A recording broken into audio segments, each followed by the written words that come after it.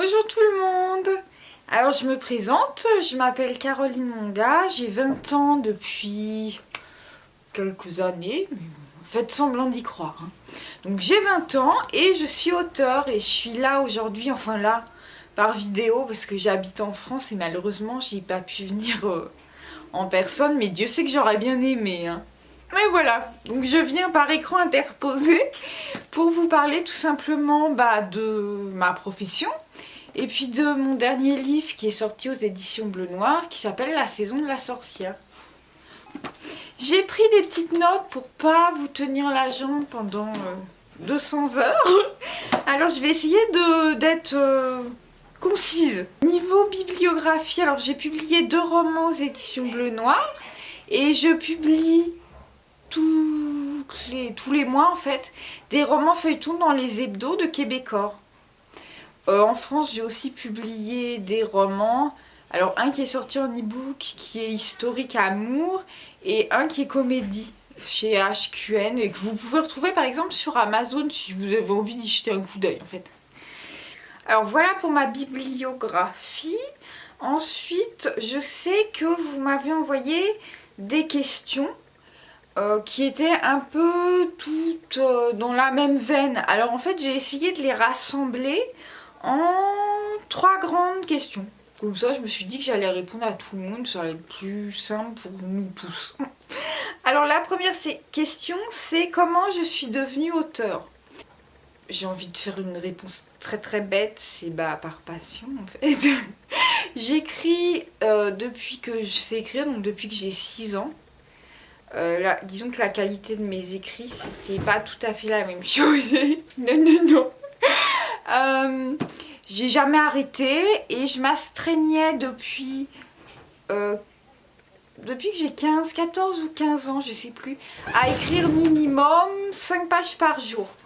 Donc c'était obligatoire et c'est comme ça en fait que j'ai progressé sur une dizaine d'années, même si j'ai 20 ans, rappelons-le. Je suis devenue auteure en fait un peu pas par hasard parce que c'est dû à un travail très très très long en fait pour réussir à maîtriser ma pratique.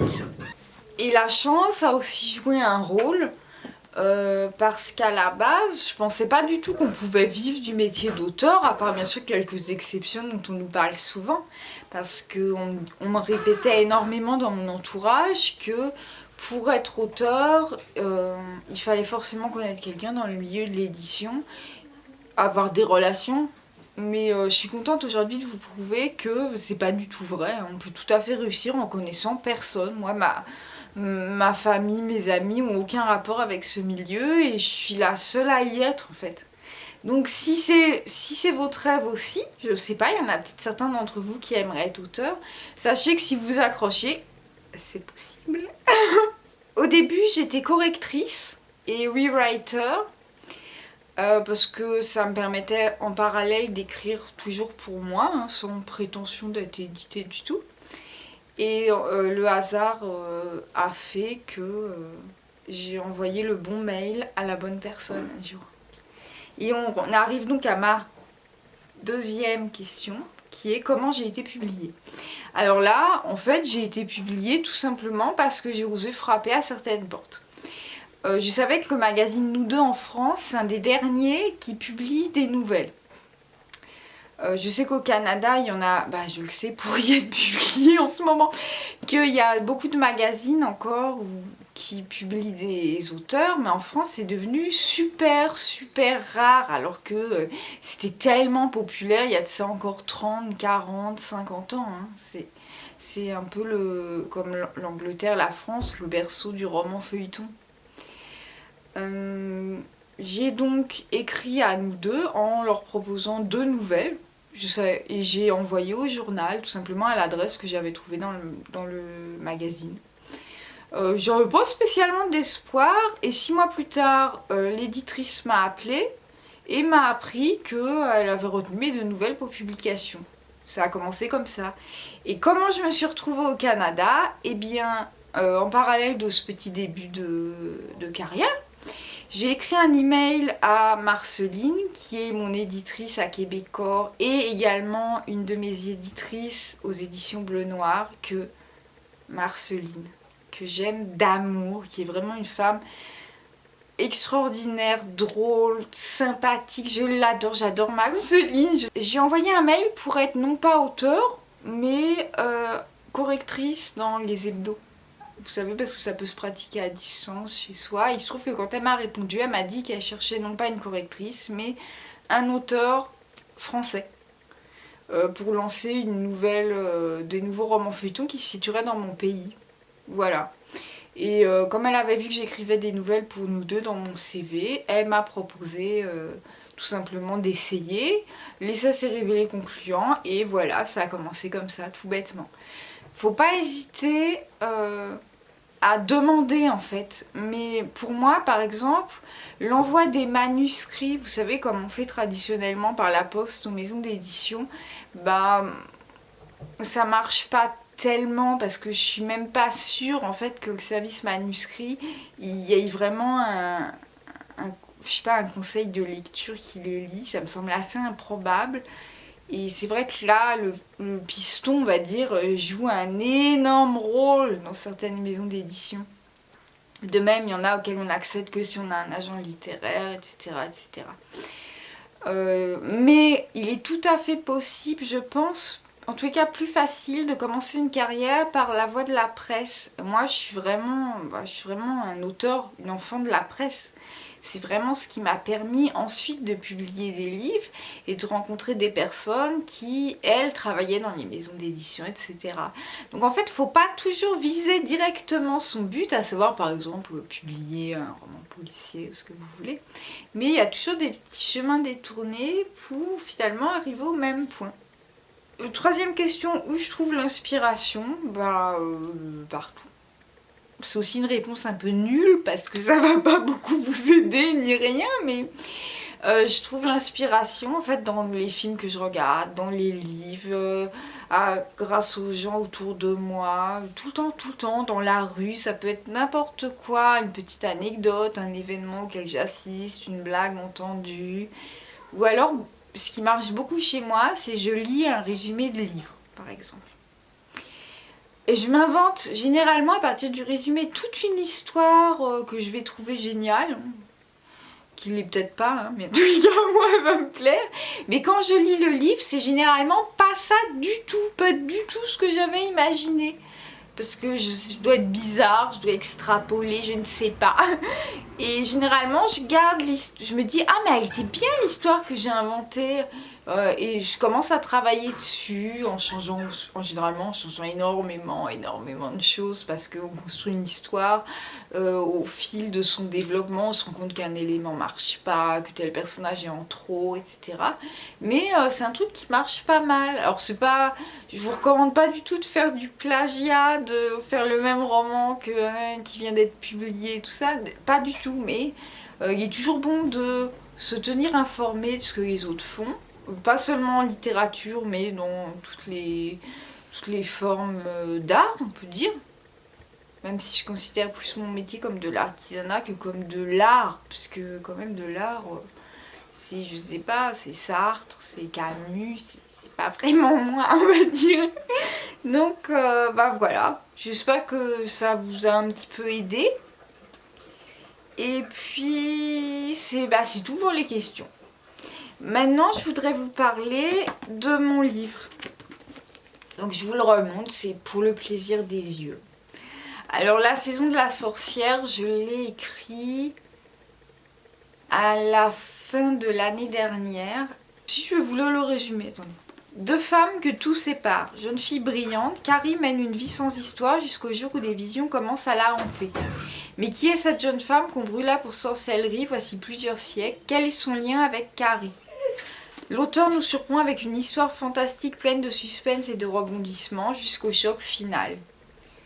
Alors c'est... Avec mes propres mots, je dirais, c'est l'histoire de Carrie, une jeune étudiante qui est particulièrement dévouée à son travail d'apprenti journaliste, à sa carrière, qui est un peu dans le genre très disciplinée, très studieuse, très sage, qui a un petit ami avec qui tout va bien, qui un jour se met à faire des rêves dans lesquels elle voit une femme être brûlée pour sorcellerie. Cette femme, elle en rêve chaque soir et elle voit sa vie se dérouler sous ses yeux comme si c'était un film. Et à chaque fois, elle suit la ligne temporelle de sa vie. Et elle ne comprend pas du tout ce qui lui arrive, d'autant que ce qui se produit dans ses rêves se produit a une répercussion dans sa réalité. C'est-à-dire, par exemple, imaginons que la jeune femme rousse qui est la sorcière est frappée à l'épaule. Elle-même, quand elle se réveille, va avoir une ecchymose à l'épaule. Donc elle doit absolument comprendre ce qui se passe, quel est son lien avec cette jeune femme qui a été accusée d'être une sorcière, accusée de sorcellerie. Et elle commence en fait ses recherches qui vont la mener extrêmement loin. En fait, c'est comme avec mon premier roman, qui est Dans la peau d'un homme. Alors c'est une comédie, ça n'a pas du tout de rapport avec cette histoire. Mais à chaque fois, j'aime bien construire un livre sur un twist final qui change en fait tout ce qu'on vient de lire et ça donne un nouvel angle, une nouvelle lumière, une nouvelle lecture. C'est ce que je préfère écrire, la fin d'ailleurs. Je me dis, ah, je suis méchante, j'ai berné tous mes lecteurs. Et voilà, ça donne ça. J'espère que j'ai fait un bon résumé. C'est pas facile parce qu'il se passe tellement de choses dans un livre de 500 pages que je suis pas sûre d'avoir été super brillante. Oui, c'est ma petite chienne, Again. On m'a dit que je devais vous lire un passage. Je pensais vous lire le début de l'histoire. Mais comme je suis pas super forte dans le domaine, on va tenter le coup, mais ne me jugez pas. Merci d'avance. Maintenant, on va se lancer. Chapitre 1. Une insupportable odeur de brûlé saturait l'air, mêlée à une chaleur suffocante. Carrie sentait les gouttes de sueur ruisseler le long de son corps, dévaler sa nuque et son dos. Elle avait l'impression de flamber vive. Affolée, elle tenta d'ouvrir les yeux, luttant contre un violent picotement. Que se passait-il? Où se trouvait-elle? Elle battit des paupières sans rien discerner. Un rideau de fumée grise s'élevait autour d'elle, lui barrant la vue, l'enveloppant entièrement. Elle étouffait, elle suffoquait. Secouée par une quinte de toux, elle baissa la tête, incapable de garder les yeux ouverts plus de quelques secondes. Elle avait trop mal. Les volutes piquaient sa rétine, faisant couler ses larmes. Impossible de respirer au milieu de la fournaise. Son sang bouillonnait, ses poumons s'embrasaient, comme si des flammes remontaient sa trachée pour sortir par sa bouche. Elle voulut crier, appeler à l'aide, mais rien ne vint qu'une autre toux plus virulente, plus déchirante. Elle entendit alors le crépitement des flammes en train de lécher le sol. Allait-elle la ronger également, atteindre ses pieds? Les craquements du bois, de la paille dévorée par l'incendie, emplirent ses oreilles, jusqu'à ce qu'elle isole un autre son malgré sa terreur. Des hurlements. Des gens criaient, rugissaient. Tentant d'aspirer l'air par la bouche, elle ne parvint qu'à s'empoisonner à court d'oxygène. Une foule. Une foule se trouvait à proximité, assemblant au demi-cercle. Elle commençait à apercevoir des silhouettes à travers la fumée, dispersées par une bourrasque. Elle entrevit les dizaines de visages tournés vers elle, aux bouches béantes, aux regards fixes. Des hommes et des femmes la contemplaient avec colère en brandissant le poing. Certains semblaient la menacer, d'autres brandissaient leur crucifix au-dessus de leur tête. Carrie céda à la panique, une terreur absolue, viscérale, inédite. Qui étaient ces personnes enragées, en train de la siffler, la huer, la maudire à pleine voix? Elle ne comprenait rien. Elle était juste perdue, épouvantée.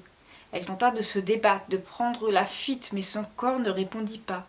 Et quand elle voulut lever les bras, se jeter en avant pour traverser le feu et la fumée, elle éprouva une douleur intense du poignet à l'épaule. Elle était attachée. Les bras tordus dans le dos, les poignets noués par des chaînes qui stoppaient sa circulation, elle ne pouvait plus bouger. Ses pieds aussi étaient liés au gibet contre lequel elle était retenue. Dans un gênement, elle plia les genoux, se tortilla comme un ver et ne parvint qu'à meurtrir ses chairs. À chaque geste, les énormes maillons métalliques sciaient davantage ses chevilles, ses mains. C'est à peine si elle pouvait encore agiter ses doigts. « À mort! Brûle en enfer! Monstre! Démone! À mort !» Ça grondait, ça roulait. « Va rejoindre ton maître! Crève, saloperie! À mort! À mort !» La foule se déchaînait, vomissant sa haine alors qu'elle était exposée sur un bûcher. C'était une exécution publique, la sienne. Pourtant, elle restait étrangère à la scène, à la fois spectatrice anesthésiée et actrice affolée. Elle flottait au-dessus de son corps tout en se trouvant à l'intérieur, menacée par le feu. Car les flammes ne cessaient de monter, roussissant l'ourlet de sa longue robe bleu marine déchiquetée en lambeaux. Elle lui lécherait bientôt les pieds alors qu'elle asphyxiait, la gorge écorchée. Non, elle ne pouvait pas mourir. Elle tenta de reculer, mais ne parvint qu'à se plaquer au gibet, gênée par la corde qui saignait sa taille et coupait sa respiration. À chaque seconde, de nouvelles vagues d'animosité déferlaient sur elle. Jamais elle ne s'était sentie aussi détestée, par personne. Ses yeux larmoyants s'attardèrent sur le groupe en furie, venu admirer le spectacle de son trépas. C'était monstrueux. Tournant la tête pour échapper au visage défiguré par la rage, elle distingua 2 hommes à l'écart. À travers la fumée, elle contempla leurs formes incertaines, qui apparaissaient et disparaissaient entre les volutes. L'une semblait immense avec ses épaules carrées, l'autre était plus petite, plus maigre, malgré une sévérité austère dans le maintien. « Retourne avec le diable, démon femelle !» Les injures fusaient. « Tu mérites de crever !» Les crachats suivirent. L'un d'eux atterrit dans les flammes, se transformant en combustible. Carrie voulut crier, mais seule une toux abominable lui échappa. Elle concentrait sur elle le trop-plein de violence de ces êtres surexcités. Elle ne savait plus ce dont elle avait le plus à craindre, le feu ou les humains. Alors la panique triompha. Paralysant son cerveau, prenant possession de son corps, elle se débattit de toutes ses forces, de toute son âme. « À mort! À mort !» Les voix hurlaient. Toussant comme une perdue, elle se tordit follement, prête à tout pour se libérer, pour sauver sa vie. Les poignets mordus, les chevilles déchirées par les chaînes, elle ne réussit qu'à se blesser encore, à agrandir ses plaies. Ses cheveux tombèrent dans sa figure lorsqu'elle se mit à ruer. Les flammes et la haine grandissaient, suffocantes, implacables. Elle ne pourrait pas leur échapper, pas éternellement. Elle cessa de respirer. Appelant désespérément l'air, elle avala la fumée par la bouche, par le nez, par tous les pores de sa peau. Elle rejeta alors la tête en arrière, essayant de se dresser sur la pointe des pieds pour échapper le plus longtemps possible au feu. Mais il arrivait, il venait. L'arrière de son crâne cognait la potence. Les yeux tournés vers le ciel, elle poussa un hurlement déchirant, un cri à réveiller les morts, à hanter les vivants. Dans la chaleur infernale, elle hurla à s'en déchirer la gorge aux portes de l'agonie, brisée, épouvantée et... point de suspension. En fait, teaser, Carrie se réveille, c'était son rêve, c'est donc les premières pages de mon livre.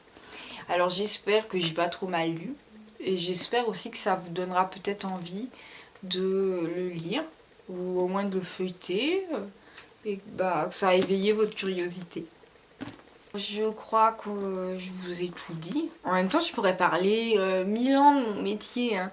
Mais je crois que la vidéo va être déjà bien assez longue comme ça. Dernière petite chose, si vous avez envie de me parler, de me poser d'autres questions, de m'envoyer des petits messages en privé, vous pouvez me retrouver tout simplement sur Facebook. J'ai une page auteur qui porte mon nom, hein, Caroline Monga, je suis super facile à retrouver. Donc n'hésitez pas, généralement je réponds aux messages, mais pas en 24 heures. En gros, je réponds souvent d'une semaine sur l'autre. Alors voilà, hein. Si le cœur vous en dit, venez me voir sur Facebook. Et en attendant, je vous embrasse tous. Et puis je vous dis au revoir. Bisous!